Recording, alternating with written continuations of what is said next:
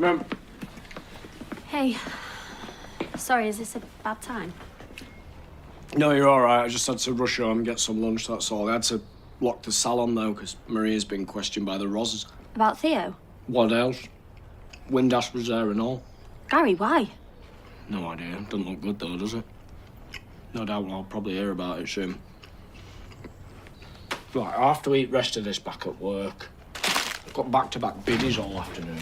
The talk of the street. Talk of the street. The talk of the street. Talk of the street. The talk of the street. Talk of the street. The talk of the street. Talk of the street.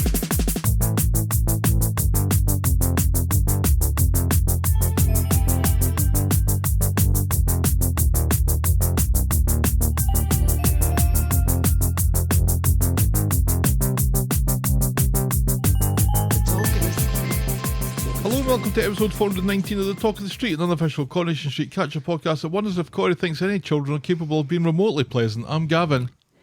And it's your birthday soon. Can you be more specific? Sunday. No. Monday. Fucking hell, Helen, come on. I don't know why. This does not bode well. I don't know why I'm constantly confused if it's the 16th or the 17th. I don't know why. I don't know why either.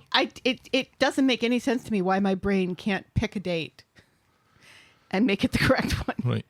I mean, I guess it's impressive that you continually, from a choice of two, pick the wrong one time and time again. Isn't that weird?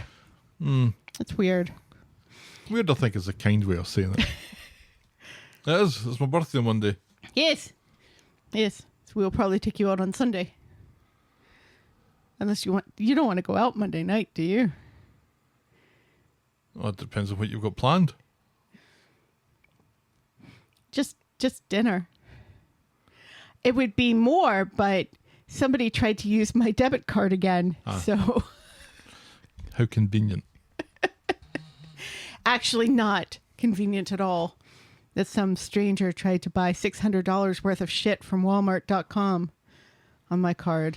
Normally, it's they try and buy something from White Castle a couple of times and then the card stopped. So I guess they're no fucking around if they're buying $600 worth of stuff, or trying to, anyway. At Walmart.com. Yes. And see, my bank is so good. They're like, Helen would never shop at Walmart.com. She's not a corporate shill. So they knew right away it wasn't me. And also, Helen wouldn't spend $600 At Walmart.com. at Walmart.com. No, that's also correct. So how are you? Are you excited for your birthday? Not really. Even less so now that I know that nothing's planned. Well, dinner. Well, okay. And I have presents, obviously. Yeah. Purchased before my debit card was stolen. Excellent. Yes. I mean, it's not a big birthday. You get to my age, Helen, they're all big birthdays. That's not true. You're not there yet. Give it another decade, and then you can start saying shit like that. Well, I'll be 53 on Monday. My Yes. dad died when he was 54 Yeah. on his birthday. You're going to outlive your dad. Let's hope so. If you don't, I'll kill you. Oh. You're relatively healthy now that you're going to the doctor again. Yeah. And trying to eat better and watch your intake. I'm curious to know. I have a doctor's appointment in a couple of weeks, and I'm curious to know how much weight I have lost since the last time I was there. I've lost 20 pounds since the middle of June. Yeah. So it'll be interesting to see. I do think that my pants are a little looser, so Yes. I'm curious to see. And your belly is softer, as is your ass. And that, I think, is too much information. Shall we preamble, my dear? Yes, please. Give me some of that oversharing. Corrie News.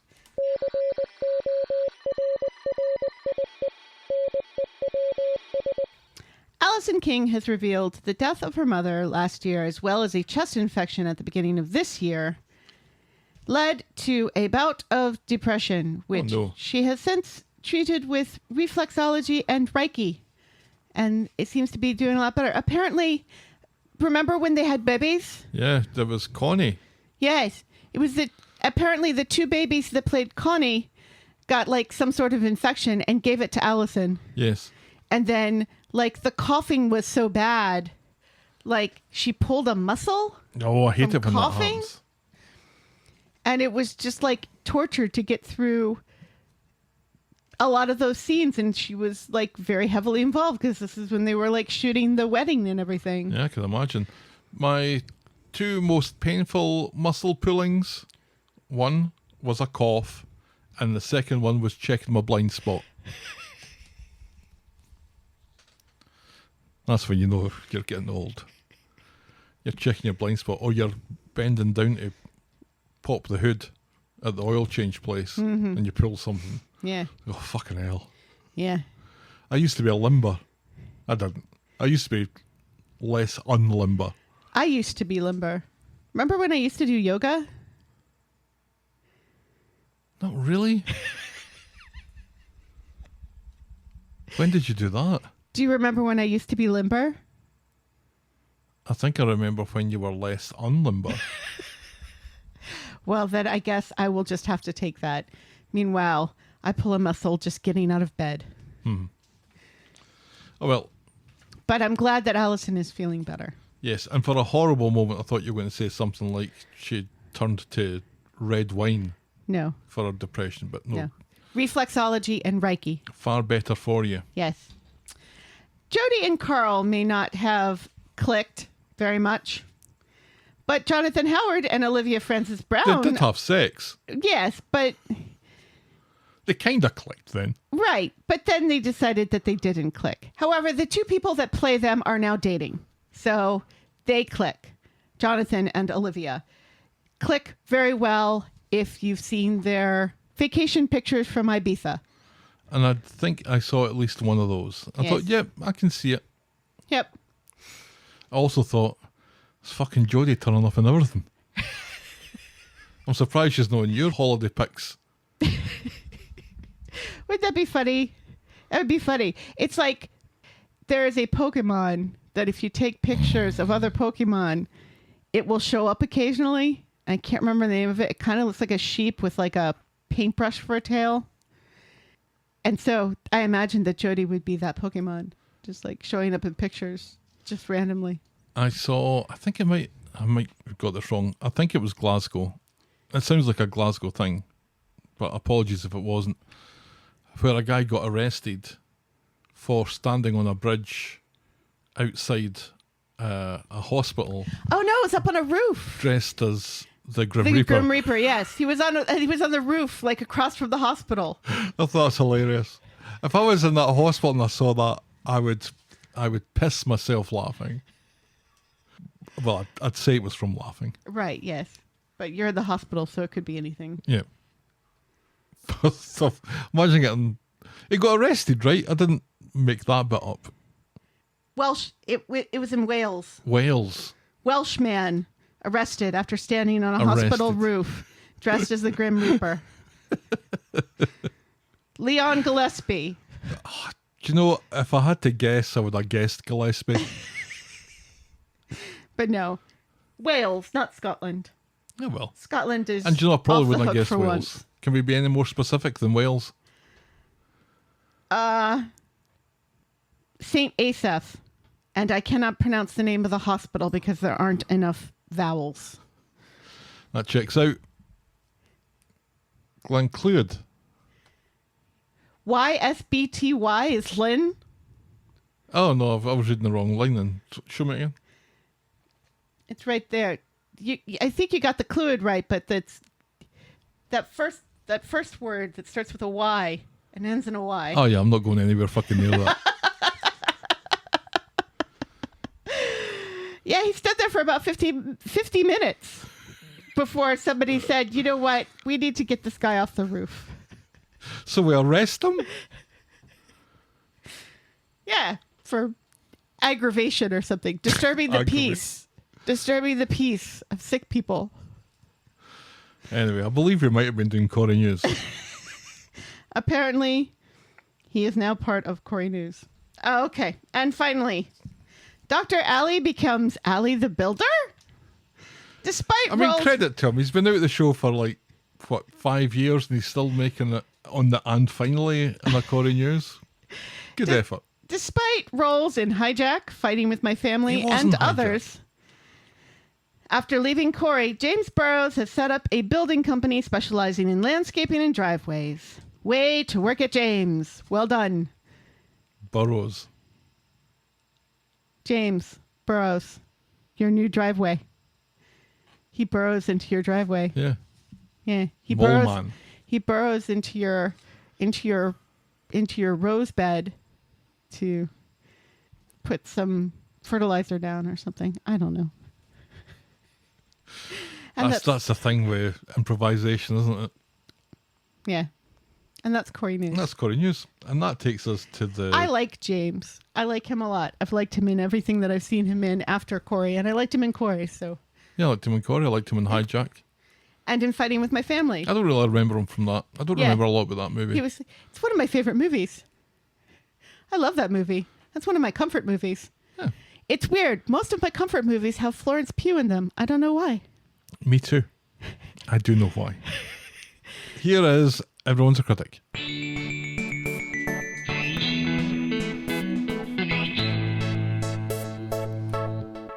Midsommar especially. Mark Anderson writes, I went to school with a Mark Anderson. I wonder if he's written before. 'Cause I feel like I've said I went to school with a so-and-so before. But no, Mark Anderson says, long-time listener, first-time correspondent. Just getting this out of my system because I've been seeing this in various places. And it's a bit of a bugbear of mine. Tim and Lucy are not second cousins.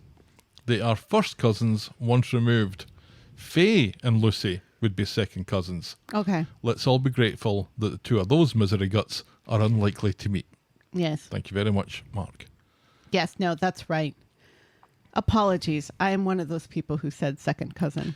I think you maybe said that in spoiler alert last week. I think. Yeah. Maybe. Yeah, because we just were introduced to Lucy this week. So, yes, I am one of those people who said second cousin. But you're right. It's first cousin once removed. All of that is so fucking confusing anyway. Yeah, it's meant to be confusing. Yeah.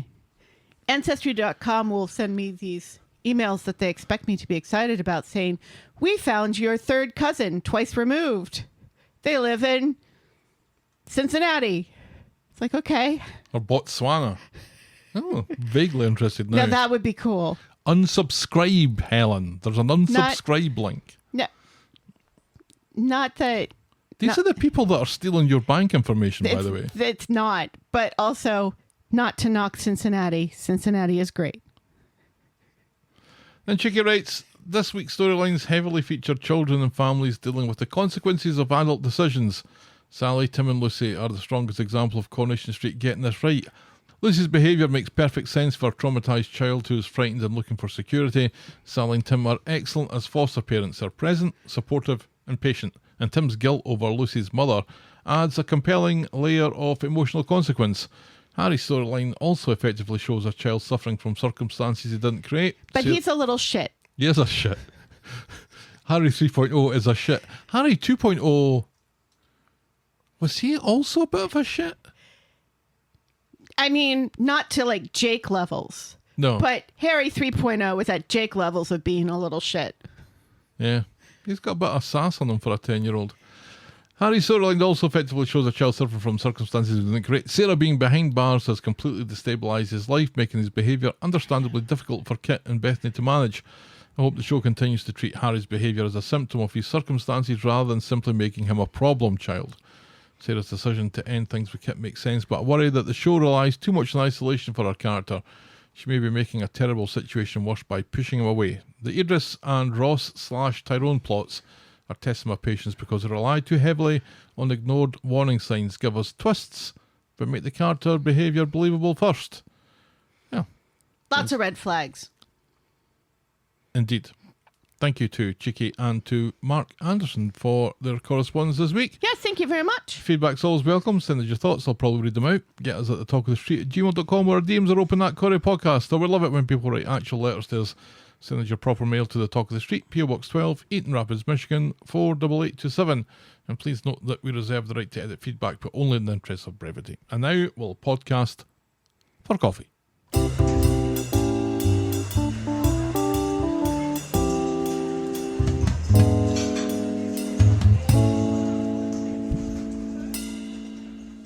Drinking the wrong coffees this week, although I am drinking a peace tea, which I haven't had for a couple of weeks.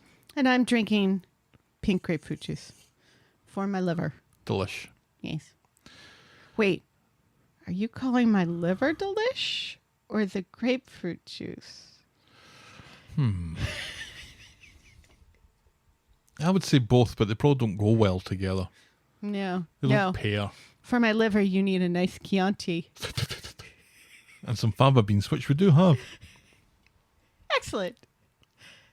I know what we're having for dinner for your birthday, my darling. You're determined to spoil this birthday for me. That's insulting to my liver.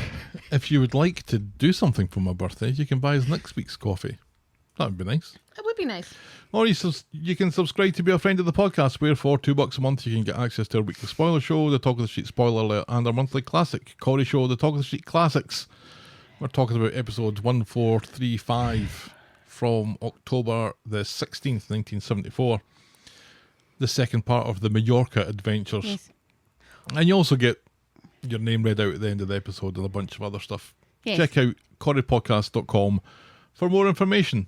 You could also mail Gav a birthday card through the actual mail. Yeah, PO Box 12, Eaton Rapids, Michigan 48827. Yes. It's unlikely to get here on time, Well, no. but you can be super early for my 54th, which is where I outlive my dad. Fingers crossed. Shall we dive in, my dear? Don't even joke about that. Yes, please. Let's start this week with Theo No Pulse. On Sunday, Maria's caught wind of the predicament Gary has found himself in, essentially blackmailed into confessing to telling Sarah not to go to the police, which I still don't think is that big a deal. No. He doesn't know what to do, so she suggests that he fucking thinks of something pronto. Kit and Bethany leave the flat with Kit telling Bethany not to breathe a word about this Gary business to Sarah when she goes to visit her later today.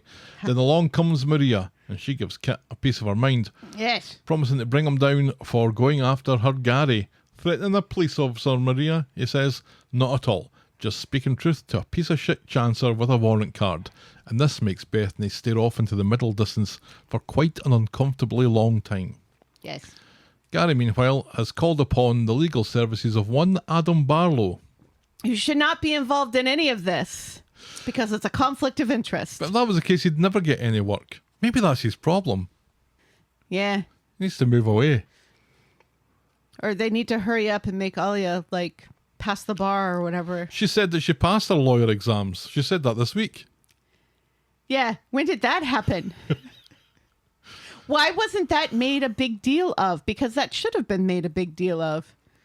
They just throw That it should in. have been a storyline. You know, her passing the bar and, like, I know it's not called passing the bar over there. I don't know what it's called. Passing your exams, I think. I like saying passing the bar because it makes it sound more sophisticated than like a regular professional. I disappeared down a rabbit hole this week watching videos about the citizen things. The people that turn up to court to represent themselves and make a complete fucking arse of it. Yeah. It's good stuff. Yeah. Yeah. There's a reason why lawyers have to go to school for a very long time. Right. So, in prison, Sarah's getting death stares from some of the inmates. So when she meets Bethany, Sarah's got a fat lip from an altercation regarding the ownership of a chair. And a black eye. I didn't notice the eye until much later in the week. Yeah, which is weird. Sarah doesn't want to talk about it, so Bethany immediately blurts out that Kit is going balls deep, trying to get Gary on the hook again, and Sarah is fucking furious about it. Gary tells Adam everything. You're a fucking nutjob, says Adam, and he goes through Gary's options. He can either confess to coaching Sarah and not mention the scaffolding pole. He can sit tight and call Kit's bluff. But if the scaffolding is found in the meantime, he's fucked, and he could get 4 years for perverting the course of justice and aiding and abetting. And by the way, says Adam, this whole inadmissible thing doesn't work in UK law. Oh, says Gary. And he thinks of option 4, which was to take the bull by the horns and grass Kit up. Adam thinks this is definitely an option, and Kit has been a naughty boy.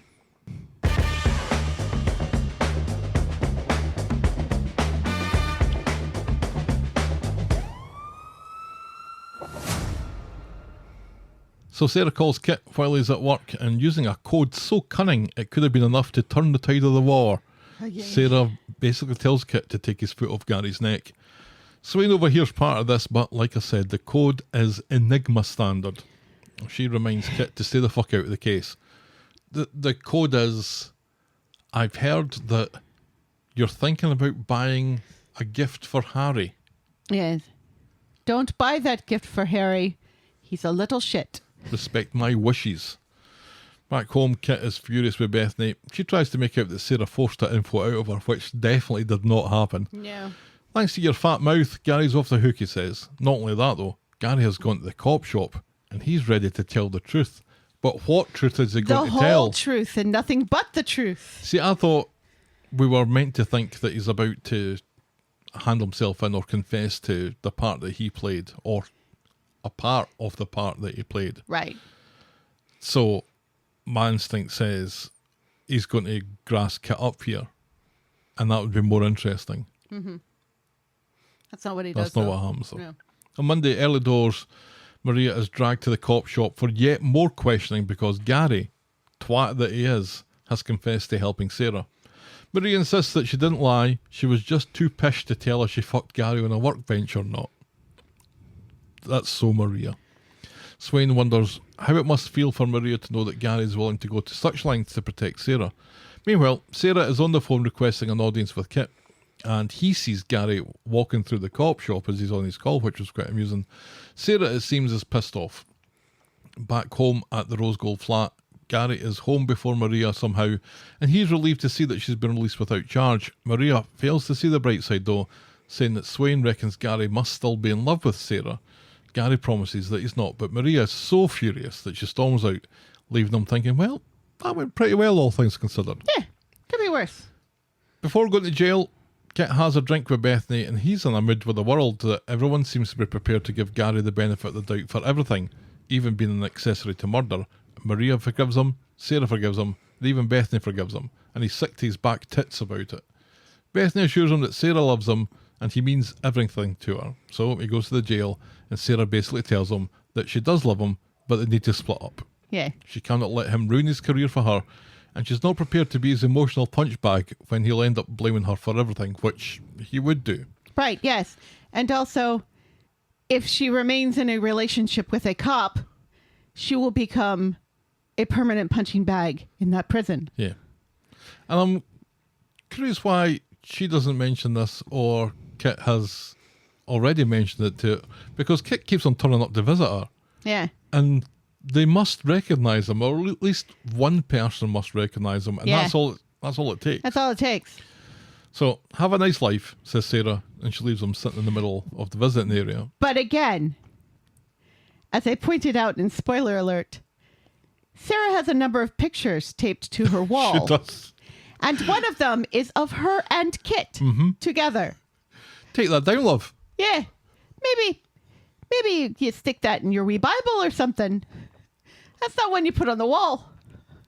Do you think she kisses the tips of her fingers and puts it on Kit's lips? No. No, not anymore. Not since that happened. No. On Tuesday, Gary and Maria break the news to Jake and Liam that thanks to Gary handing himself in, there will be no Florida holiday for anyone. And they're such little shits about it.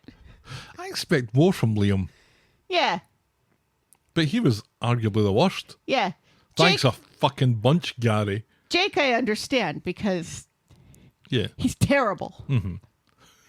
But Liam, I expect more from because he seems more emotionally grounded and Right. centered. None of these people have been to Florida in August, clearly. No, there is that. And British people especially should not be in Florida in August. No. No. I mean, I've seen you in August in Connecticut, and it was ugly. Oh, I mean, I've got used to it Yes. a little bit. But, Eventually.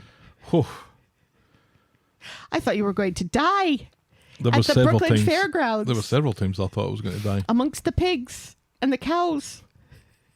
You're going to give me a reputation. So, the kids take it well and call Gary a prick, and Maria agrees with the kids. How does Izzy feel about all of this? That's what I'd like to know. Because let's not forget, Izzy was also included in this Disney World vacation. Which was really nice, but still. Maybe she'll go on her own. Yeah, maybe she'll take Jake, even though he doesn't deserve it. Correct. Yeah. Meanwhile, Kit isn't taking being dumped very well either. He gets a voice message from a woman to call her back, but instead he goes to the bistro to drink foo-foo drinks, like a vodka cranberry. And he mentions to Amy, who's serving, that he's been dumped by Sarah. And these are the magic words for Jodie to appear out of nowhere and to start bad-mouthing Sarah and tell Kit that he's better off.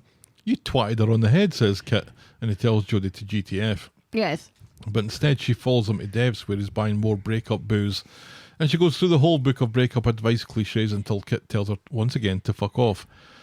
After some beers in the community garden with Tim, who's also in a sad mood for a different reason, he goes back home where he rejects an offer from Bethany and David to go back to number 8 for dinner and a hug of the dog.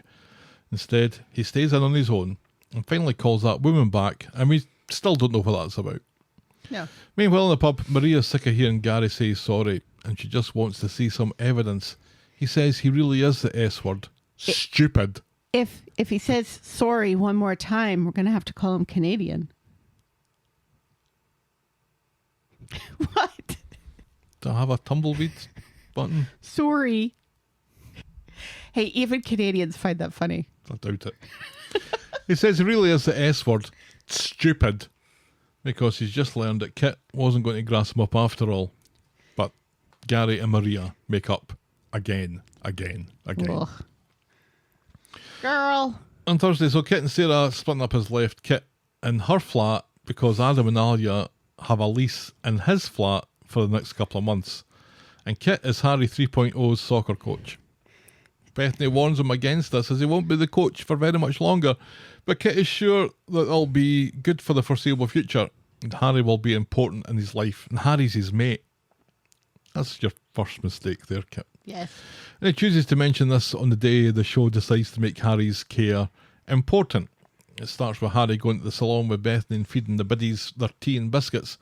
But this pisses all over Bethany's plans for a hot date with a guy who knows about her stoma, but not in a fetish sort of way.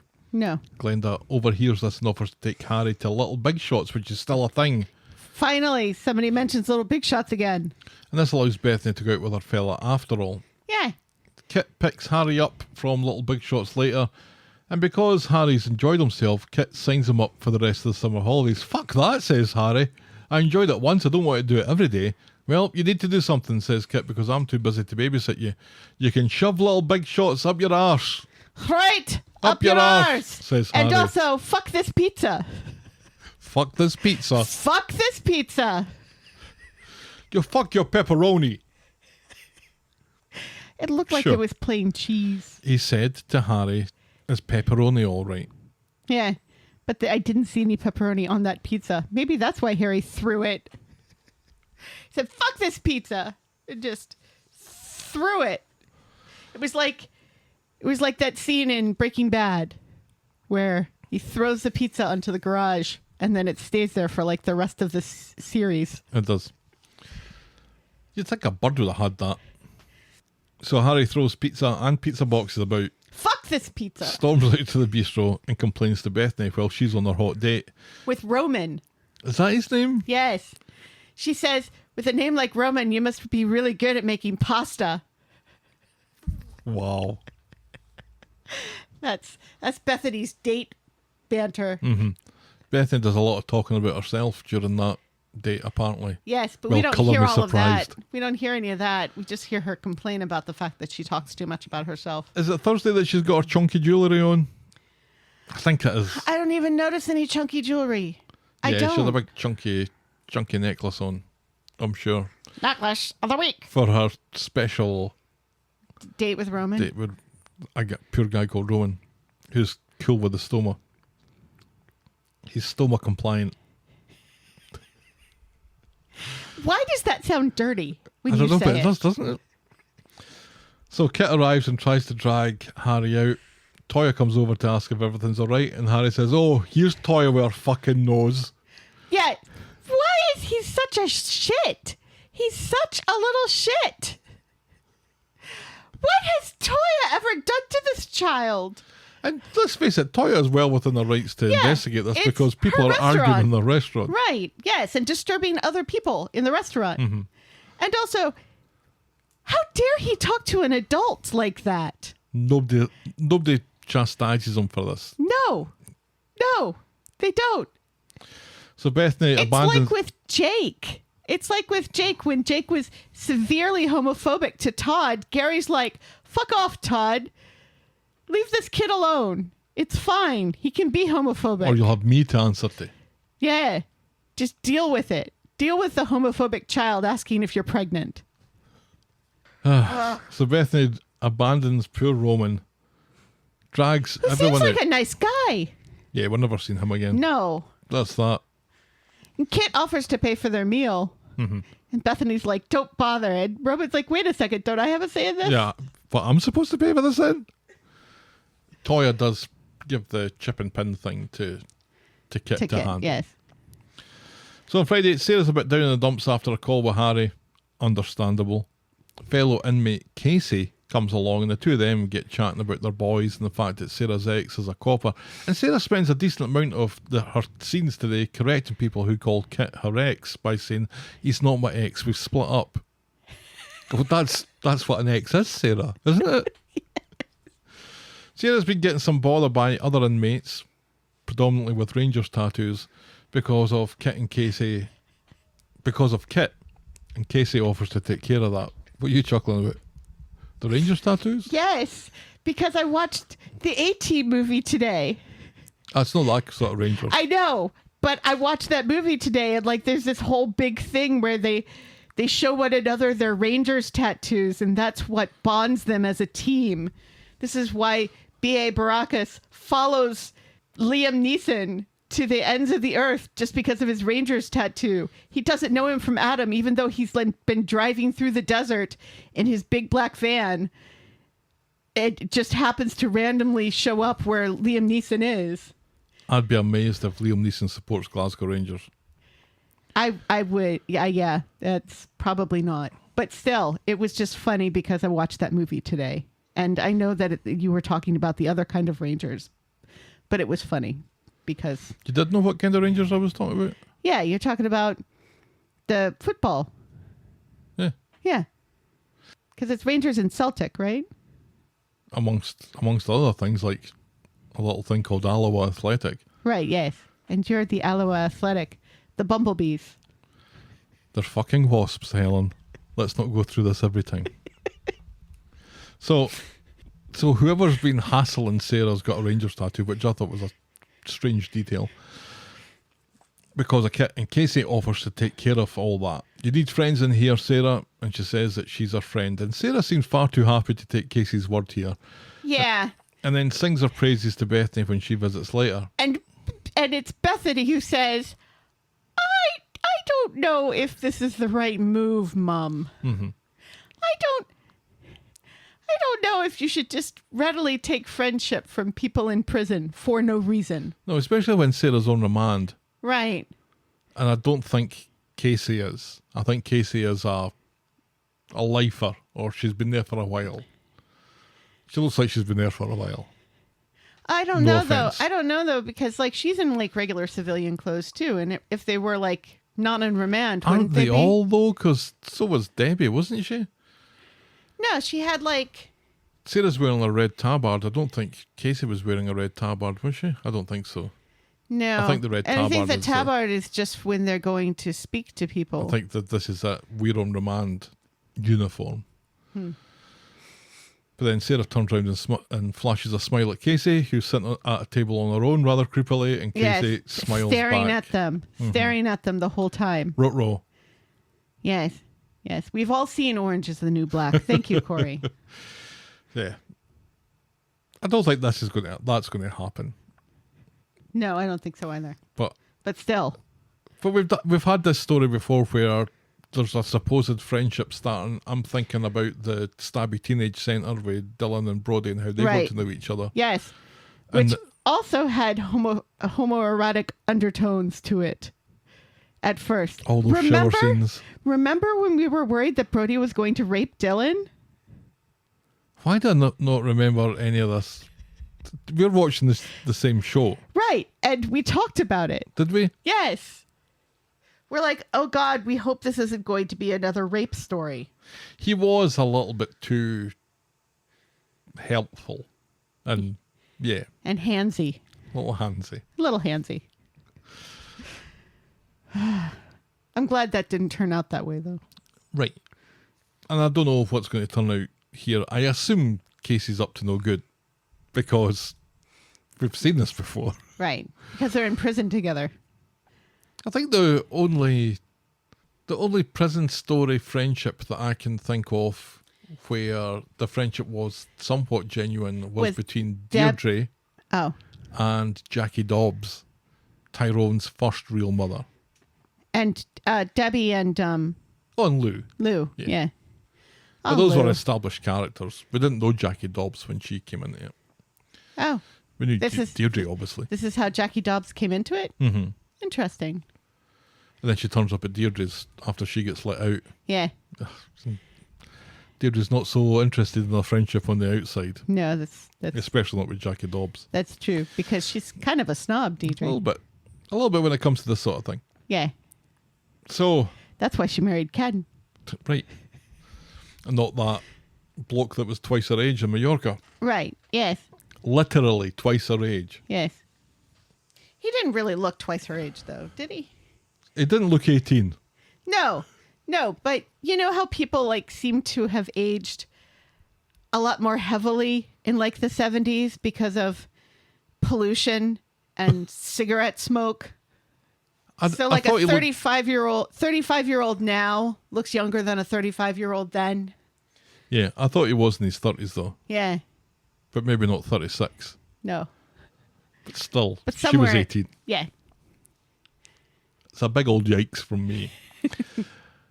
I don't know why Gary just didn't sit tight on this and just waited to see how the whole Kit thing was going to play out. Because plot. Yeah. And because they don't have the budget to send the wind asses to Florida.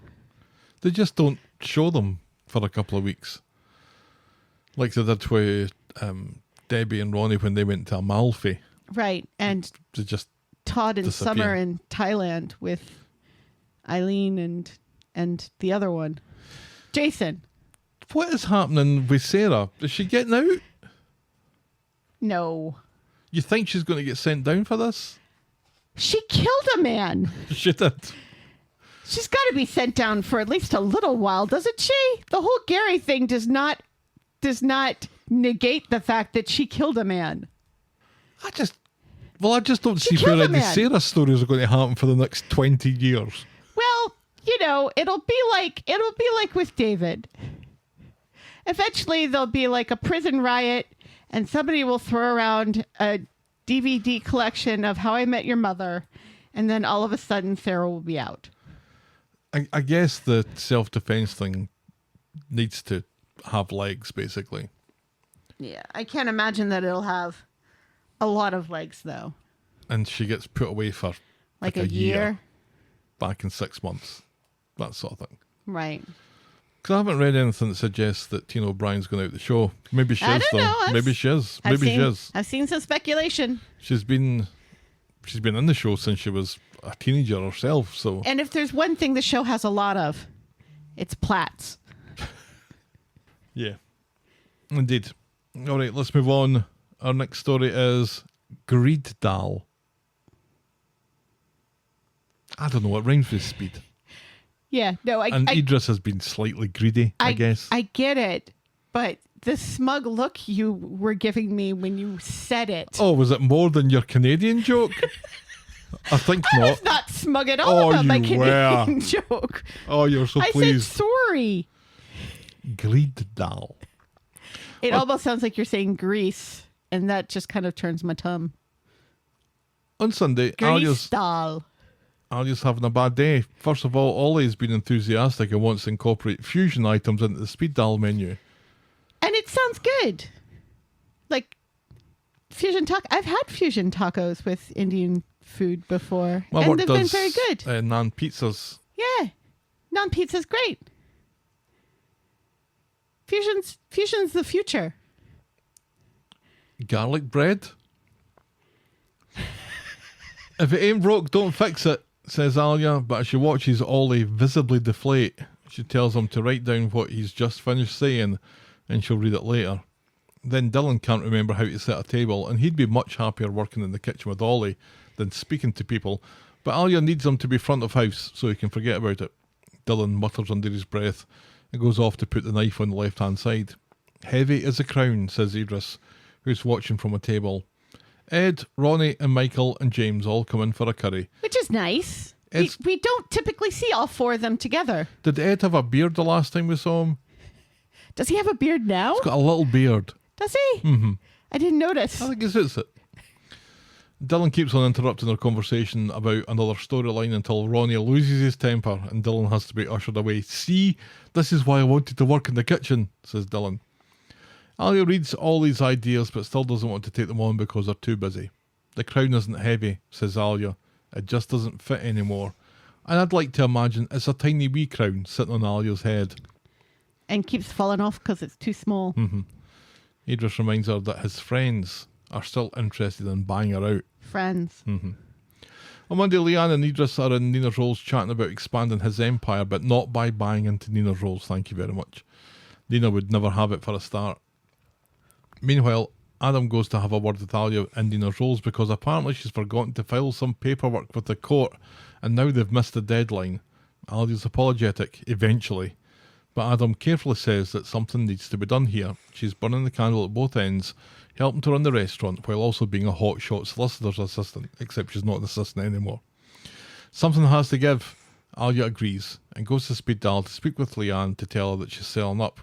She's already spoken to Yasmin about it, and she's reluctantly given her blessing, but only if she approaches an old friend to give him first refusal. Idris quietly simmers about this.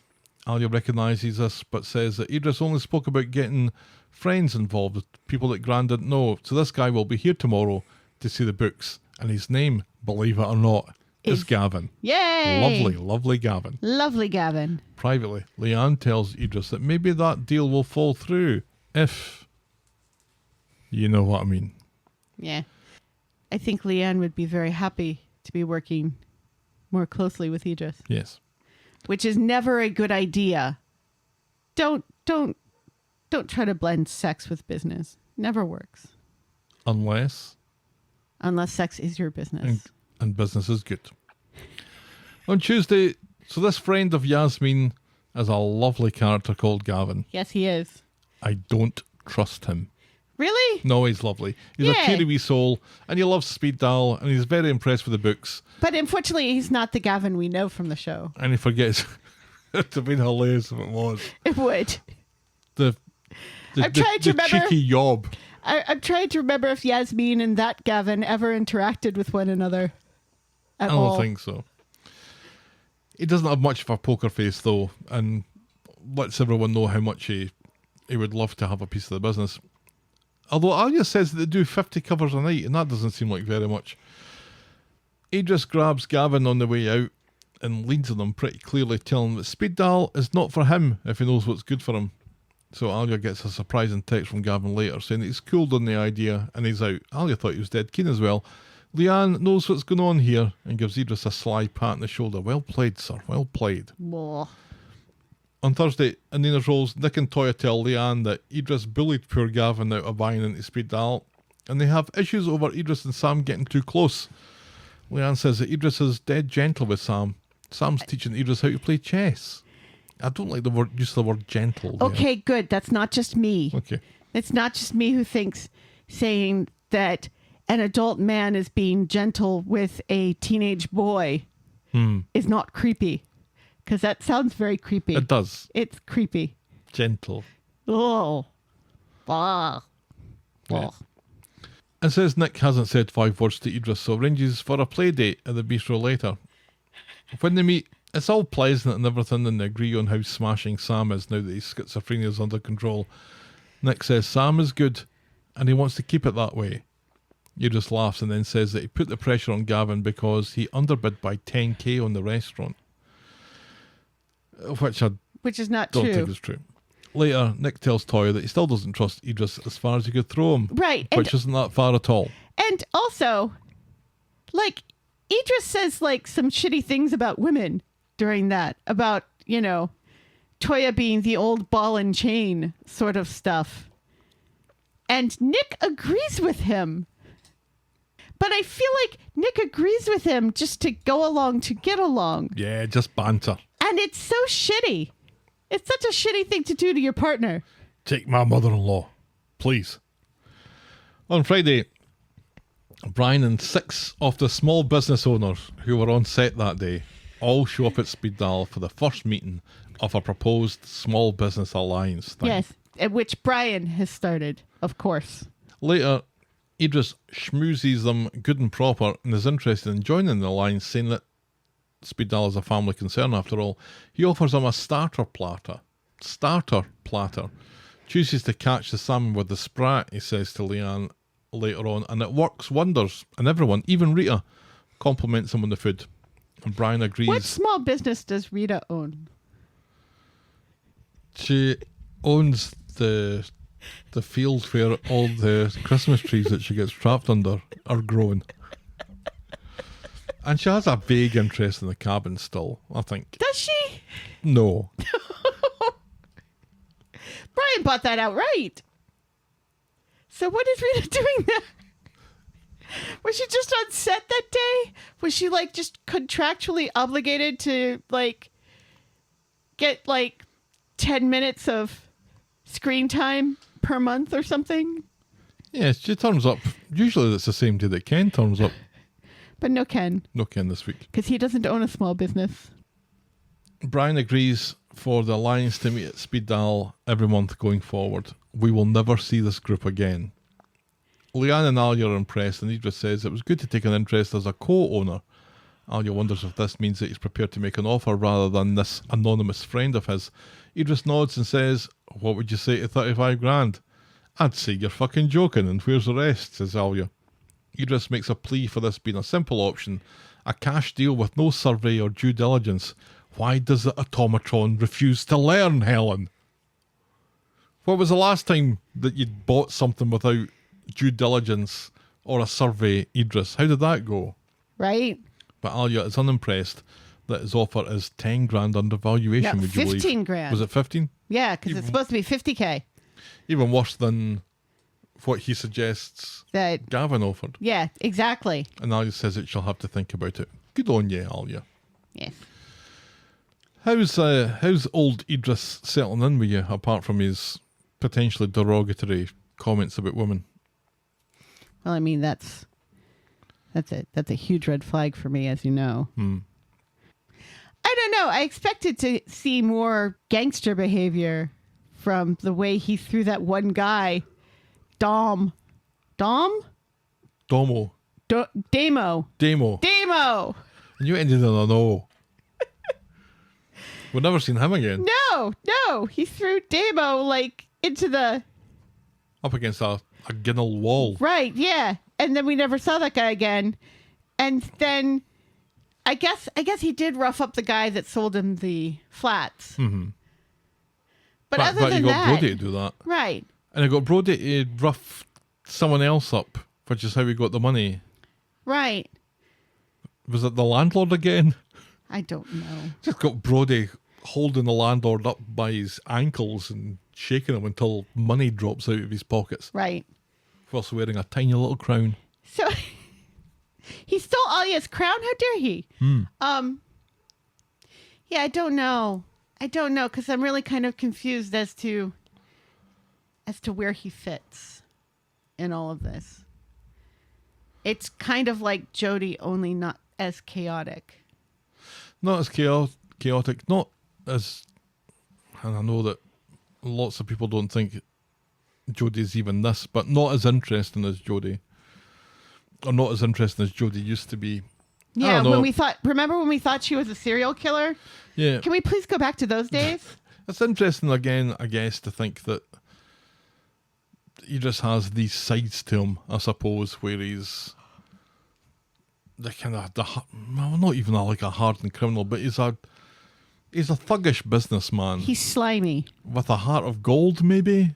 But only for some people? And because maybe he even seemed not them? genuinely honest with Leanne, and he admitted to some things, like the putting the phone on silent and things like that, whereas he could have quite easily just let that go, and well, I don't know how that happened, but he was honest about that with her, right? Which I think is maybe not exactly commendable, Well, but it's again, decent. he was honest when he was caught. Yeah, he didn't think he was doing anything that important. Right. Or that serious. Right. There's something about him that I do quite like for the purposes of the show.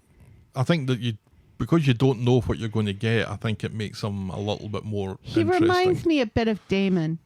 Of course he does, because he's kind of that Yeah, character, isn't where he? he's like, he's a wrong'un, but he's also nice to women and small children, sort of thing. Yeah. Yeah, it's like the Damon didn't work, so we have to bring... And I don't know what the whole... Not Alya's cousin, but her uncle has done to anything. Such a strange detail to mention that just makes Alya question her gran a little bit. But that all seemed to be resolved fairly quickly. Just a strange extra bit of information. And So, does this make Yasmin his mum? no, No. So he's his like mum was his mum, but Sharif was okay. So like half uncle, yeah if that's a thing. a hunkle. Uncle. I think that works. We're gonna call him Hunkle Idris from now on. But only in a Cockney accent. Apples and pears, etc. And then what he does to poor Gavin... Now, are you saying that because his name is Gavin? Well, Gavin was just a cheery wee chappy. He was. He doesn't deserve any of that, like, blowback from Idris. I'm curious how he knows Yasmin. Maybe they volunteered together at Billy's Soup Kitchen. That'll be it. Yeah. In that case, I'm even sorry for him. And I still think that 50 covers a night isn't that much. I mean, Speed Bringing in Daal, 500 quid a night, maybe. Speed Daal is small. You got a chef. You got two servers. And I think a lot of their business is takeaway. She did say that. Yeah. Oh well. Moving on. Our next storyline is Sucks to Be a Webster. Just a few scenes with this, and it wasn't really about this. It was mostly about the other storyline that it kind of touched. But on Sunday, Ronnie is having a hard time of it, so it's Speed Daal who confides in his family about Debbie's plans to end her life before she deteriorates too much into the dementia. He explains that the conversation has been shelved for the time being, but it's not off the table for Debbie, so he picked up what Debbie was laying down last week. The Baileys are shocked, with James unable to comprehend how that's a conversation that can be left hanging. Dylan is just the worst server in the world, and Ronnie snaps at him for being so fucking awful at his job, and later in Devs, Ronnie will apologise and advise Dylan to be better at writing shit down, especially stuff that he needs to remember later. Right, yeah. This is schoolboy stuff, really. Yeah. Privately, Ed and Michael resolve to look after Ronnie, who has too much on his plate to look after himself. And that was all that happened there. And it was nice to see the Baileys rally around. Don't really see all the Baileys Yes, at the same time. I said that like 10 minutes ago. Yeah, and I'm agreeing with you. Yeah. So shut up, or I'll stop agreeing with you. And I'll just say it was awful to see the Baileys together. It does emphasize, though, doesn't it, quite strongly, that there are no Bailey women, except Debbie. Because Dee Dee and... I don't think Debbie is a Bailey. She is, though. She's still Debbie fucking Webster. She's keeping her Webster, I think, isn't she? No, I don't think she is. I think she has referred to herself as Debbie Bailey. I honestly maybe- don't think she's ever said Debbie Bailey. Or Debbie Bailey Webster or something. Like when she did that thing and she messed it up. When they introduced her, I was quite sure that they said Debbie Bailey and not Debbie Webster. But that was like over a month ago, so I could be wrong. But the loss of Dee Dee especially, I think, is felt quite heavily when you see the four of them at a table Yeah. without Dee Dee. 4 men left to their own devices. And Aggie. Well, I haven't seen Aggie for Oh, God. Like, years. yeah. And nor are we likely to. No. Next storyline then is Tyrone's daddy issue. On Tuesday, Tracy goes to the bistro where Amy is working and tries to convince her to go to the flower shop to cover for a while she goes out in the random with Ross, and Amy tells her to fuck off. Right, yeah. I'm not pretending to be a bartender here, she says. This is my actual job. I get shifts and hours to work. Yes. Tracy goes off in a huff. Quite right, Amy. Yeah, and is further annoyed when she misses Ross, who is off out with Kirk and Tyrone. What all that was about, God only knows. Amy was excellent in that She was, scene. yes. On Thursday, Hope is after some cash because she wants to have sushi. I don't know how she said it, but it wasn't sushi. With her pals. Ross tells her to grab a tenner out of his wallet, but in it she finds a photo that Ross stole from Cassie, and she's amused by Tyrone's eyebrows. That's Cassie's photo, says Fizz. I gave her that the day she left. Ross thinks on his feet and says Cassie threw it at him when he dropped her at the station, saying that she was sick of the back teeth of them all. And this interaction is news to Tyrone, but he's not interested enough to wonder why Ross pretended to be surprised that Cassie had left. Yeah.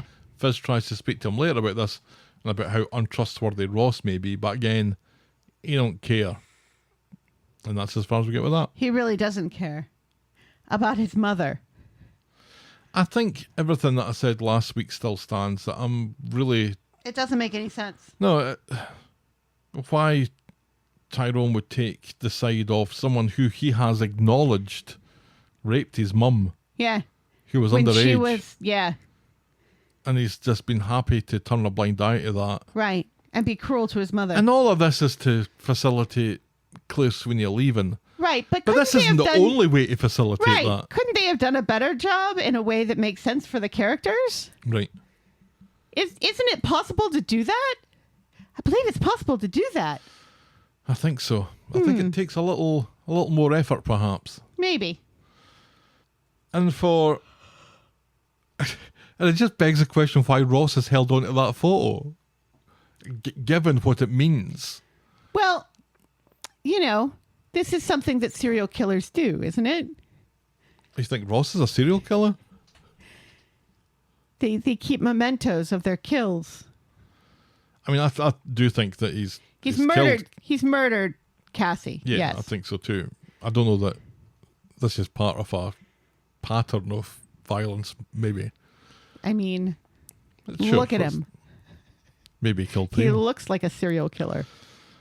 That's that head of hair. And also, we know that he hasn't exactly had a lot of luck with women because he never got another chance to impregnate a woman for the rest of his life.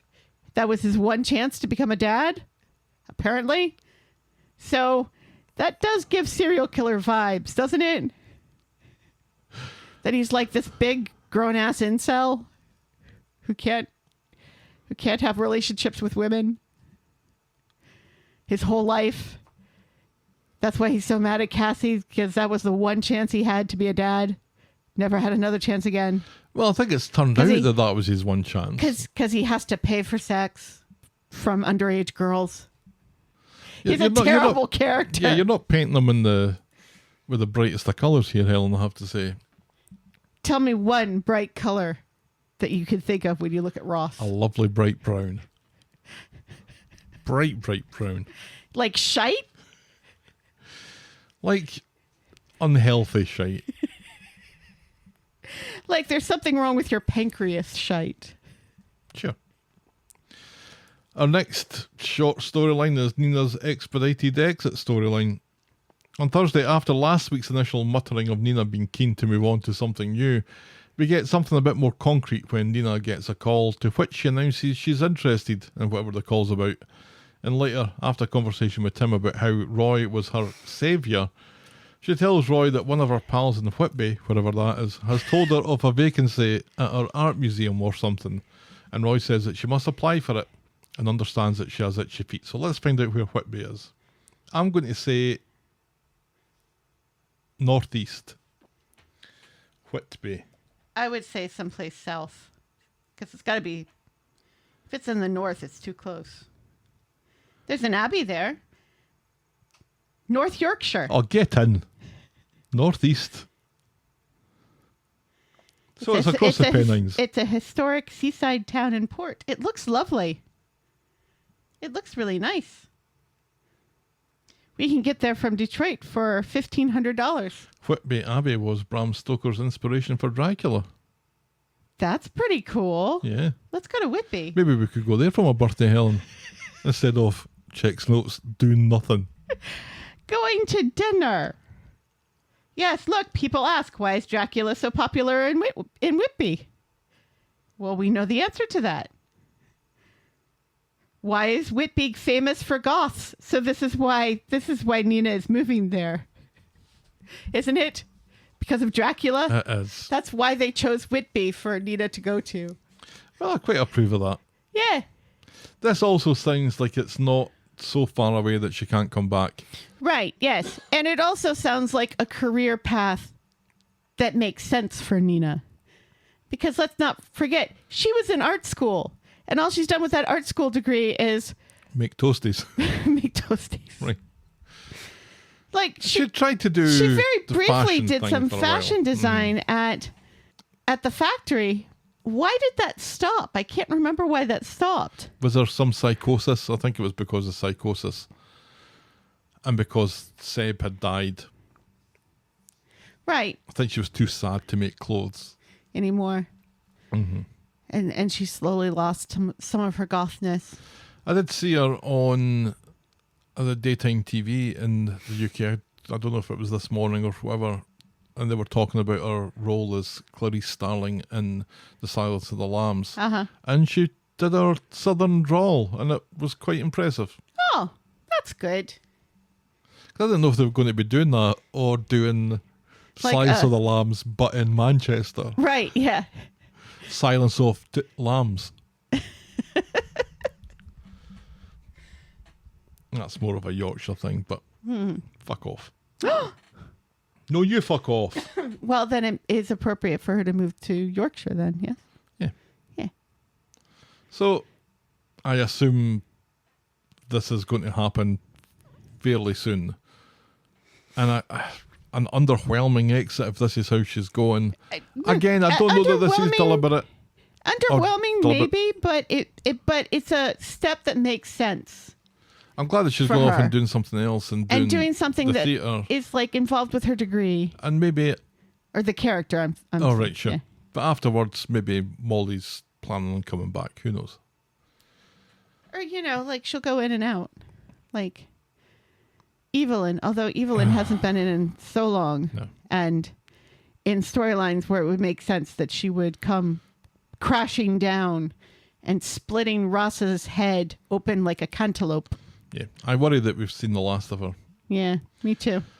All right, our final storyline tonight then is Filthy Richie and Catflap. And if you get the reference, write in to let me know. Because I don't.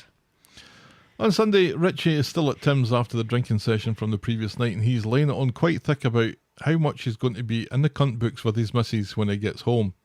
To cheer him up, Tim takes him to Nina's Rolls for a bit of sausage.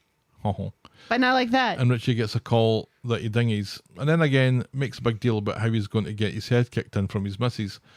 With thanks, Richie finally heads off to face the music just as Abby comes in looking for Tim. This was funny. She had Sally on the phone who's waiting for Tim at the airport because her flight got in at 10 a.m, not 10 p.m.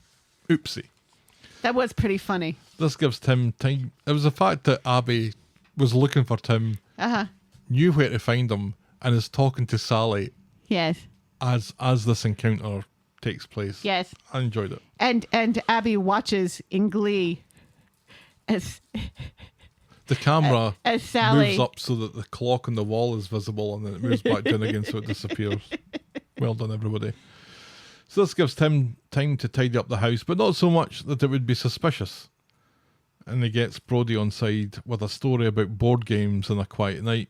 When Sally gets back, Tim is apologetic, but Sally's more interested in fixing her cushions properly than giving him a hard time. It's not long, though, before Richie is back at Tim's looking for a place to stay the night, as his missus has kicked him out. Tim quickly agrees while Sally pretends that she's absolutely fine with this. Absolutely fine. I'm fine. I'm absolutely fine, Tim. I'm fine. It's fine. She's like a dog in a burning room, our Sally. Me couch is Sue couch. On Monday, Sally is so obviously not fine with this, and she angrily wakes Richie up after telling Tim to get shot of him. In the cafe later, Richie talks about how much Rachel, his wife, hates him, and his daughter knows how much they're at each other's throats. He has a mate in Liverpool and decides to go and try and kip there for a while. Tim implores him to give it another go with his wife. If he loves her, it'll be worth it. And what's the worst that can happen, Tim says ominously. Wow. So, Tim gets home after dropping Richie off at his house, and having done a great job of being a therapist, Sally's so impressed that they go and have an afternoon delight. In the afterglow later, Tim realises that the thing that's digging into his arse is Richie's wallet. So, he goes off to take it back to him. At Richie's, when he opens the door, he's got a tiny smudge on his shirt that Tim quickly identifies as blood. Teeny tiny. Barging into the house and seeing what's happened, Tim finds a horror scene in the kitchen. That we don't get to see. What have you done? Says Tim. What have you done? Now, at this, I'm fairly sure that Richie has been laying it on thick about Rachel being a horrible cow and a harridan. Right. And a bully. So that when he's questioned later, when Tim is questioned later about it, he'll say, oh, Richie just said that she was an absolute nightmare, that she threatened him, she was violent towards him, all this sort of stuff. Yeah. Because it's suspicious that we don't see her. It is and it's suspicious that we don't know him at all. Yeah. And that, he lives close enough for Tim to drive him, and for Tim to drive his wallet over when he finds it. And yet they haven't spoken to each other since they were children. In 30 years. And they live like 15 minutes away from one another? Now, I did a little bit of snooping. A little geo-wizard type snooping. Ooh. Because when we saw the street that Richie lives on, I thought, that can't be right, can it? It looked AI. You've got this little terraced street with wooden fences, and in the background you've got like half a dozen fucking massive skyscrapers. But I did find it. I found the street. And I found where that camera would have been shooting it from. And I don't even know if it was the other side of Manchester, but it's in Manchester. Right. Yeah. Now, I don't know if that means that Richie lives in Manchester, but it kind of does, because house is in Manchester. You could recognise that skyline. So. Yeah. On Tuesday, Swain comes round to number 4 with some bad news for Tim. Richie has been charged with the murder of his wife, and his daughter, Lucy, is now in foster care. Right. I'm glad you said that, because it sounded like you said he's been charged with the murder of his wife and his daughter, Lucy. Oh. No, I've got a comma. Swain asks if Richie ever spoke about his marriage, and Tim is like, that was all he ever spoke about. It was on the rocks, and he was terrified of her. He kept saying so, rather suspiciously. Over and over again. News of this spreads quite quickly, and soon it's all Tracy can talk about in the pub. First Tim's dad, she says, then Tim's cousin. It's obviously genetic. And of course, Tim and Sally are walking in just as she says this. We don't know if he's a cousin from his dad's side, do we? Or from his mum's side? Because they're both bald, and that goes through from your mother's side. Baldness is determined that way. So I would imagine that he's a maternal cousin, not a paternal cousin. So Tracy can get to fuck. Well, Tracy can get to fuck anyway. Well, that's true. Tim does a solemn Grandpa Simpson, walks in a circle, and then straight back out of the pub. Tim just can't see this man that he's never seen in 30 years being responsible for murder. And he says so to Kit as they share some tins of booze in the community garden, and then again to Steve when he comes round to apologise for Tracy being a cow earlier on. And in fairness, let's not forget, Tim couldn't see the possibility that his dad was a shit person either. No, it took a while. Tim seems to see the best in people. And you know what? This is why it would make sense that they haven't seen each other in 30 years if they are cousins through the maternal line. Because let's not forget that Tim's dad took Tim away from his mum and all his mum's family. Oh, and how stuff. much did we love Tim's mum? Oh, God.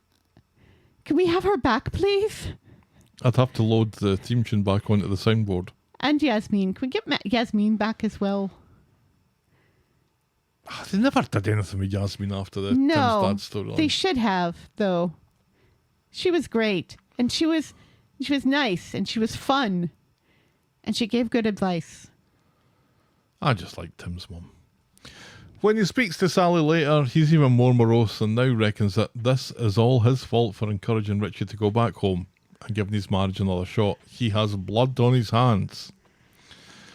On Thursday, Tim has totally got main character syndrome, blaming himself for everything that happened with Richie and Rachel, and he's made to feel worse when Sally gets a call from Ruth, the social worker, that apparently Lucy's placement with a foster family has fallen through. Uh-oh. Sally explains that they don't have room with the girls version 2 coming home soon. Tim thinks that the fact that Richie phoned streetcars for a taxi was a cry for help. Brody, being the voice of the audience here, tells him that he's overthinking it. Right, yes. And also, Richie had no idea that Tim worked for streetcars. After a conversation with Nina and Nina's Rolls where she explains how pivotal Roy was in her life after her dad died, Tim decides to take matters into his own hands, and before Sally can complain about it, Ruth drops Lucy off at number 4. Sally, understandably, is fucking furious about this. Yes, she is. And casts up the whole fostering thing in general that Tim just forced upon her. But Brody agrees that Sally and Tim have made a real difference in his life, and Tim calls Lucy blood, so Sally has to slap a smile on her face and just accept it. Our first look at Lucy, and she seems to be one of the Sans people from Star Wars. Or the girl from that movie that comes out of the television. That's what I've got in my notes later on. But not yet. Because, but this is because she's sitting there on the couch and her hood is over her face and she's like hunched. So you can't see her face, but you can see this long, dark, scraggly hair. Mm-hmm. So she's like exactly like that girl who comes out of the television in that movie. And I will mention it later. Don't you worry. I will mention it. Have I spoiled the joke a little bit? That's for you not laughing at my Canadian joke. But when she storms up the stairs of Discovery, we see that she's got a face. Sally tells Ruth that she's worried about this placement, but Ruth insists that there's no place better. But at some point between because then... there's no other place. Right, but at some point between then and dinner time, Lucy does a runner, but she only gets as far as the bus stop and she's quickly found and taken home. Sally says that she has a safe place to be and a place to call home for now. And is spoken kindly to by Glenda. Yeah. Over dinner, surely there has to be a better meal option than tomato soup. Who came up with this? Sally would know better. Is this supposed to be funny? She's just found her mum in a bloody mess. Tomato soup? Whoa. Are we going to sit down and watch Terrifier 2 next? Is Sally going to sing the hits from Annie? Lucy says it should be better after she's been to see her dad. Sally says that she doesn't think that's a good idea because her dad did something truly terrible. Lucy says that she was there. She knows. Tim says that he was there too. You don't fucking know me, growls Lucy. And she says that she'll be seeing her dad whether Sally likes it or not. I hurt my throat a little bit there. On Friday, the episode opens with a screech of a banshee. It's Lucy who's had a night terror and a sleepwalking incident at the same time, and she's probably pissed herself. Sally and Tim comfort her as best they can. Later, Brodie has sympathy for Lucy here and recalls what it was like when Mick used to beat up Lou. And Lucy overhears this and says it wasn't like that her mum was going for her dad with a knife and he was only defending himself and she saw everything that happened. And Tim is shocked and says, have you told this to the police? And she says that she did. And no one knows what it was like. And her dad's a hero, so shut the fuck up. Tim is very keen to continue this line of questioning and decides to do so at Nina's Rolls Right, later. yes. Whereas Sally, voice of reason, says, maybe we shouldn't be talking about this. Yeah, this isn't a great idea. No. And not a great idea for Lucy to keep reliving this, but Lucy says she relives it every day. But didn't it happen just like a couple of days ago? It's a strange way to put it. Right, yeah. Like earlier this week. Yes. Lucy loses her temper again and storms out, and Tim is just happy to let her go because what he'd rather do than follow Lucy is tell Sally that he believes that all of this is her fault. If she hadn't kicked Richie out, Tim wouldn't have taken him home and he wouldn't have killed Rachel. You have got to be fucking kidding me, says Sally. And Tim quickly leaves for work before Sally attacks him with her butter knife. Lucy's in the community garden and looks like the girl from Ring.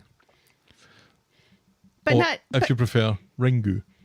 But not as much as she did in the first scene. Well, she did because her head's down and the hair is... It's more like her coming out the TV when she's sitting there, I felt. Lily comes along and tries to engage, but Lucy ignores her because she must watch Coronation Street and knows what Lily's like. Lily wanders away muttering fucking freak under her breath, and Lucy loses her shit and attacks Lily. Which is weird because she couldn't possibly have heard anything she said because she had her earbuds in. Sally sees this as she's coming out in Nina's Rolls, and Jodie, because the storyline hasn't featured Jodie yet, she also sees it, and she gets there first and breaks it up and ends up getting scratched on her arm, but it looks like it was inflicted by a wild animal or Freddy Krueger. And now I'm starting to think that she really is the girl from Ring. Yes. They all go back to number 4. It's like they're intentionally doing this, trying to make her a feral, very scary, feral. Did she kill her mother? I think she did. That's what I think happened. I think she did. And I was going to say this to the end, but I think she did. And I think this is maybe explaining why she's so horrible to Sally, but not so much for Tim. And also, she's horrible to Tim as well. Not as much as she's horrible to Sally. And the fact that she's insisting it was self-defense and you didn't know and you weren't there. Mm-hmm. Well, and that would also explain why there's such a small amount of blood on Richie's shirt, to the point where you think it's just like a washed out tomato stain. A tomato stain. A Spanish tomato. A tomato. El tomato. A tomato in Spain. That's like a tree grows in Brooklyn. The tomatoes in Spain fall mainly on the plain. Yes. I was going to cut that out. I'll just leave it in now. It's fine. I mean, okay, we'll quickly finish this and then come back to it. They all go back to number 4 and Sally patches Jodie up. Jodie has a go at Lucy, who blames Lily for starting it and then storms up the stairs of Discovery again. Sally explains that Lucy's under a lot of pressure because her mum died in tragic circumstances, and this obviously resonates with Lily. And as soon as Sally says this, the camera pans very quickly to Lily's face. Lily, what do you think about this? Lily! Oh, you see a little connection here. Lily. Between the two of you. What do you think of this, Lily? Because what happened to your mum, Lily? Lily. Hey, Lily. Later, not that Lily remembers any of this because she was quite wee at the time. Wee, yeah. Later, Lucy tells Sally that she had no right to tell anyone anything about her mum, and then she says that she can't understand why her dad came home. She asks Tim, and he's all, I don't know, why would I know? I've no idea, I can't read minds. Lucy has yet another go at Sally, this time goading her that she wants rid of Lucy as soon as possible, which is perfectly true. And then she storms up the stairs again. And it's kind of ridiculous that she says this, because if Tracy already knows about this, everybody already knows about this. Yeah. Sally doesn't know... It's shocking that Jodie and Lily didn't know about this. Sally doesn't know why Tim didn't tell Lucy the truth and reckons it'll come back to bite them on the arse sooner or later. And that is how we end this week's episodes. So yeah, I do think that Lucy had some part to play in this and possibly did kill her mum. But who gives a shit? Who gives a shit about this? I don't give a shit about this. A woman that we've never met And has we been have- killed by a man we saw twice. And we have no idea what this woman even looks like. We've never even seen a picture of her. No. Nothing. Do we even know her name? Rachel. Rachel. Okay. So we do know a name. But that's it. She's named after the woman that ran the dodgy nail salon. Oh, I was thinking that it was biblical. Maybe. Maybe. Anyway, yeah, we don't even see a face. We've never heard her voice. All we know about her is through Richie, who we also don't know. And I guess we kind of feel something for because he's Tim's cousin, but then we recognize that Tim doesn't really know him, and he was kind of a dick. He was a dick, yep. During that whole like bros on the couch drinking beers segment. Mm-hmm. You know, when he's like telling all the dudes that their wives suck and aren't women terrible, and they're like, well, actually no, we actually like our wives. So fuck off. Do we really need another murder? Do we need another murder? Do we need another... We haven't even convicted Sarah yet of killing Theo, who we also didn't really care about because he was a shit and an asshole, and we're glad he's dead. Cassie's probably dead. Yeah, and Cassie. Cassie's probably dead. And we actually know her and sympathize with her in all of this, especially since Tyrone is acting like a completely different person for no reason at all. Yep. I don't know why the show continually does this, and it does it quite a bit, where it asks you to give a shit about a character that you don't know, whose backstory you don't know. Who you've never seen. I mean, we've seen more of Lucy than we saw of Richie. Yeah. Richie was in maybe half a dozen scenes over a couple of episodes. It feels like we've seen far more of Lucy. And what we've seen of her, I don't particularly like her.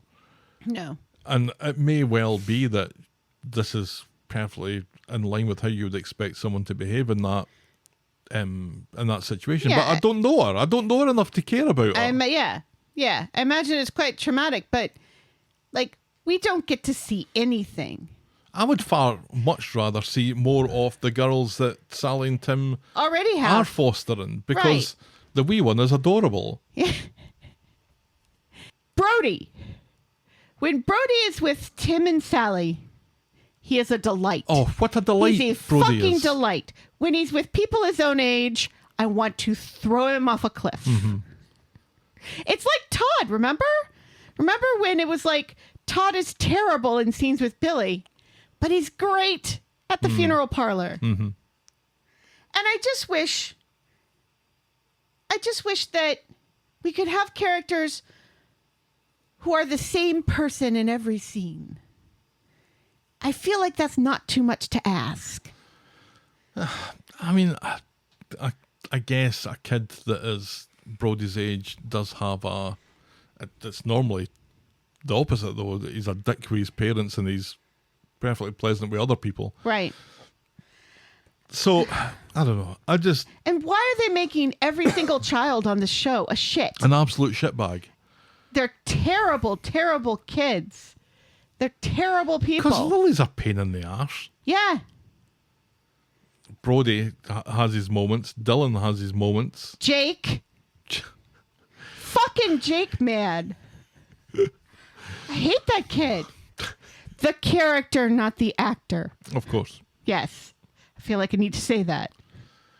But it's the show is asking us to invest in this for some reason. I don't know what happened to Rachel. I don't know that I care that much. Maybe Richie did it. Maybe Lucy did it. So what? This is just a big so what for me. And for a storyline to take up so much of the week, to be thinking so what about it is an awful lot of airtime that is just... where are we going with this? And also, it's like 3 murders. Because we're assuming that Ross has killed Cassie. 3 murders. 2 confirmed, possibly 3. Right. It's too much. It's too much. It's like Murder, She Wrote. When you say, maybe people shouldn't go to that part of Maine anymore. Cabot Cove. Yes. Or Shetland, when it's like, why are so many people murdered on the Shetland Islands? There's not that many people there to begin with. There's nothing else to do, Helen. Then murder one another? I mean, we're asked to care about this because we liked him. Yes. And we like Sally. Yes. But And what it this is seems doing like is- it's creating a rift between the two of them. Exactly. That's exactly what I was And going to we say. hate that. And yeah, I'm not fond of that. I mean, props that the show recognizes that the only thing that's going to break Sally and Tim apart is a murder. But still, maybe let's not break them apart. You're already like doing terrible stuff with Gary and Maria, who are actually a decent couple together and make sense as a couple. You broke up Steve and Tracy, who had matching robes. Can we just, I don't know, maybe not constantly split couples up? I don't know. I'm kind of happy that Steve and Tracy are split up. Especially when Steve sees Tracy now, he must be thinking, what was I thinking? Yeah, but she's become more of a dick. You know, she's kind of reverted. I know that for a while she was like, nice, Tracy. But now it's like every time she's on screen, she's selfish and terrible and just wanting to tear everybody down. And That is Tracy, but she's getting a bit old for that. Yeah, I like a bit of sass. I like a bit of sass in a female character. But you gotta lighten it up every once in a while. Which is exactly what Bruce Campbell said about the more recent Evil Dead movies. And I agree with him. You haven't seen them. No, but I know, but there's a reason why I haven't seen them. And there's a reason why I like the originals by Sam Raimi so much. There's some light moments. Anyway, when Tracy's not Tracy, we expect her to be Tracy and we long for Tracy to be Tracy. But when Tracy is Tracy for too long. much, it just, I don't know, it wears you down. You need a balance. And it feels like she's wearing us down a little bit. Oh, well, that was the week that was Coronation Street. Helen, what was your moment of the week?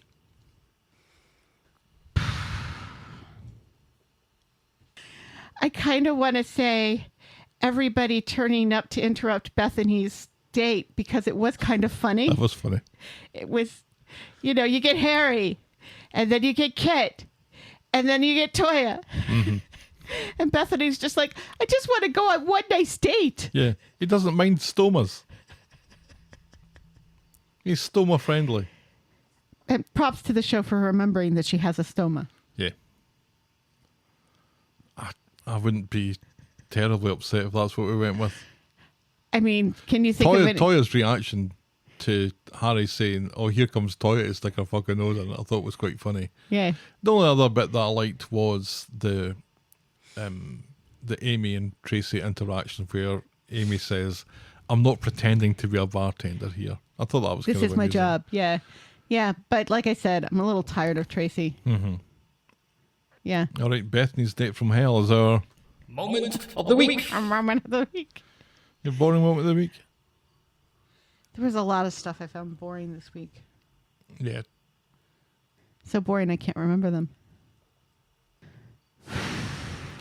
Brian was quite pompous. It wasn't boring though. I don't know. That whole like small business thing was kind of boring, except for, you know, when Idris stuck his nose in. Because they're like talking about small businesses and what they need for the future and stuff. It is kind of boring, especially coming out of Brian. Small business chat is our Boring moment of the week. now. We don't do the Twitter poll anymore because fuck Twitter. And fuck Elon Musk. Not necessarily in that order. No, yeah, fuck Elon Musk first. So we can just jump to the money shot here, Helen. What is your score out of 10 this week for this week's Corrie? Like a 5. I'm giving it a 4. I found it dreadfully boring. It was really dreadful. And, and this whole other murder thing is just... Ugh. Can we just... Once again, we don't really get anything that lightens the mood. Except for... It was a small business thing that was Except for the supposed to do small it. business And thing. that was And it was boring moment of the week. boring and dry. I think the one bright spot in this week was Glenda, befriending Lucy and also willing to take Harry to Little Big Shots, even though he's a shit. What they started to do was to refer to Little Big Shots as LBS. You haven't mentioned Little Big Shots in forever. If you abbreviate it to LBS, I don't know what you're talking about. See, it sounds too much like LDS, and it's like, I don't think there are Latter-day Saints in Manchester. Well, they probably are. They're everywhere.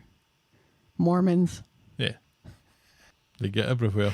They get passports. Right, yes. They even get musicals made out of them. Which I still haven't seen. I'd really like to see that. All right. Let's wrap this one up then. We've got through this in record time, which I'm pleased about because I'm not feeling very well.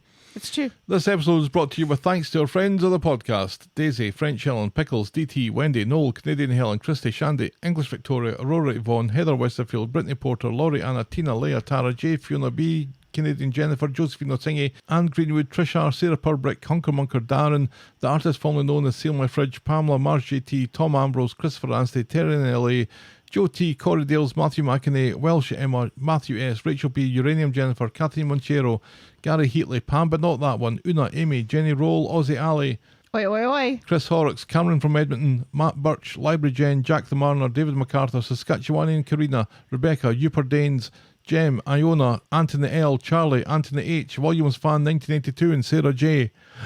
Thank you ever so much, folks, for being friends of the podcast. We very much appreciate it. If you've ever... Fuck Elon Musk. Wow, write in to tell us about it. We're the Talk of the Street at gmail.com. And we're at Corrie Podcast on Twitter, Facebook, Instagram, Threads and Blue Sky. Or reach us the old-fashioned way, the Talk of the Street, PO Box 12, Eden Rapids, Michigan, 48827. Our spoiler show will be available shortly after this one. In this month's classics, we're talking about episode 1435. Get access to this exclusive content by becoming a friend of the podcast. Find all the links at corriepodcast.com. And be sure to check out our pop culture sister podcast, The List of Lists. Leave Ariana Grande the fuck alone. Thanks for making it to the end of another episode. And we will be back next week with more Talk of the Street. Talk of the Street. Bye. Cheerio.